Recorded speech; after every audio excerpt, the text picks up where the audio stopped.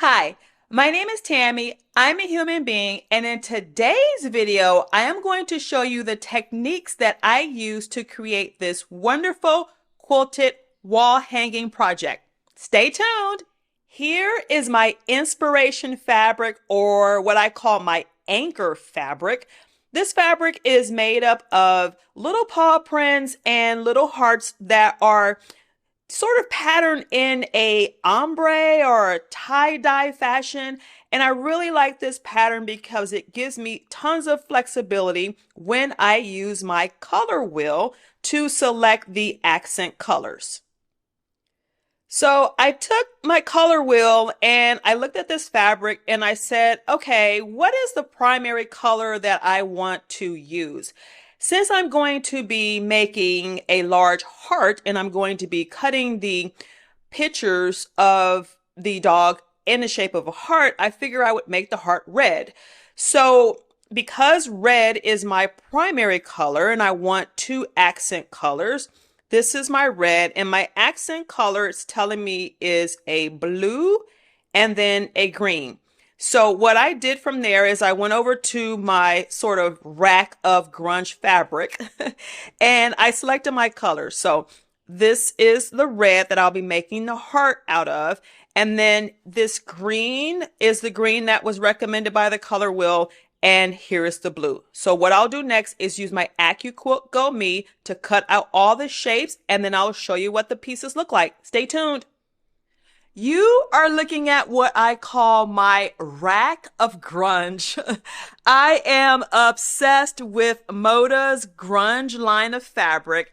And so as you can see here, I have purchased multiple colors. And what I did was I pre-cut the strips of yardage and then I starched everything, and so when it's all starched and pre-cut and hanging here on my rack of grunge, I am able to use my color wheel and the sort of inspiration fabric to offset the colors, and there you have it, my rack of grunge. These are all the pieces that I'll be using to construct this wall hanging. There are a series of squares and half square triangles that I'll piece together to make a square. I used my AccuQuilt Go Me, and I used my 4-inch Go Cube Mix and Match box set. I used shape number 1, which is the square shape, and I used shape number 3 or die number 3, which is the half square triangle die. The next phase of the construction of this wall hanging is I will piece together these half square triangles to create a square, and then I will arrange all the squares in the order in which they'll be sewn to create the wall hanging, and I'll show you what that looks like. Stay tuned. Hey, hey, hey! So I have pieced together all of the squares. I've also pieced together the half square triangles for the corners here. And let me bring you in a little bit closer. I have a sublimation printer, and that allows me to print photos on 100% cotton so that I can add these photos onto this wall hanging. So what I'm going to do now is I am going to embroider the name of this dog here on this blue square, and I'm going to add a satin stitch around to secure it to the backing here. I'm going to attach both of these photos by embroidering a satin stitch around the border of these photos, and then I'm going to piece everything together and show you what that looks like. Stay tuned. Oh my stars! It is completed and I actually like the way it came out. Of course, this is my very first time creating a project like this, and when I do another one in the future, I will make some changes. But overall, I like the way it turned out. Let me walk you through the techniques I used to create this wall hanging project. The project measures approximately 36 inches horizontally by 24 inches vertically. So it's about the size of my cutting mat. I used my AccuQuilt 4-inch Go Cute Mix and Match box set to create this border here. And it's just a series of half square triangles sewn together with squares. Once I created the border for this project, I just used my AccuQuilt 3-inch strip die and I cut 3-inch strips to create the second border for the project. I used the process called sublimation to get this image of Benny onto the fabric. The fabric is 100% cotton, and the process is done by taking special inks, and the ink gets printed on the paper. You then take that paper and you press it face forward or face down onto the cotton. You use a heat press, and then there's this process that happens that permanently adheres the photo to the cotton. Once that's done, I took my 6.5-inch AccuQuilt die and I cut out the photo, and then I used my embroidery machine to create the edges here to secure the photo picture onto the quilted project. Let me show you what the other photo looks like. This is another picture of Benny, and it came out pretty good.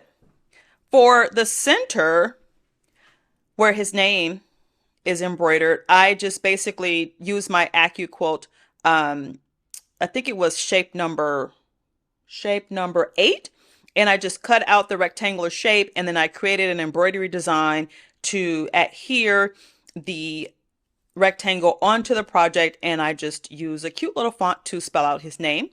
This is what the back side of this project looks like. For the batting, I just used typical cotton batting, and then I used an upcycle bed sheet as the backing for this project. This project was designed to be displayed on the wall, so I'm not so concerned about how the back looks, although it actually looks pretty good.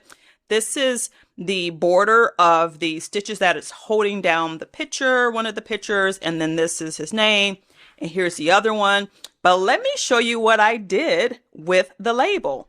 I created a label, and it says Stitch with Love for the Galas 2024. The Galas are the family that I will be gifting this to. And I just used one of the labels from Designs by Juju. And again, because this is going on the wall, you know, when I did this, I was like, oh boy, I probably should have completed the triangle so I could have serged it in, but it doesn't matter. It's going to be hanging on the wall. And I just wanted to make sure that I documented who it was for and the year that I made it. Let me show you the edges. Of course, I used my favorite technique for binding my quilts, which is serging the back or serging the edges of my project. This is what the back looks like. Let me show you the front side. Here's what the front side looks like with the serged edges instead of using the binding. And I think it came out pretty good. Let me show you again the overall overview of the project. The finishing touch that I added to this project was the quilting. I used my embroidery machine to create the stitches here and here and here. And what that did was it just basically secured the sandwich together. I wasn't going for a densely quilted project because I think that it would have distracted or detracted from the photos. So I think it came out pretty well. Tell me what you think. Comment down below. Let me know your thoughts or suggestions or things you would do differently. And if you're interested in seeing more projects like this, let me know in the comments. Thank you so much for joining me today. I hope that you join me again in a future video, so please subscribe. Until next time, cheers!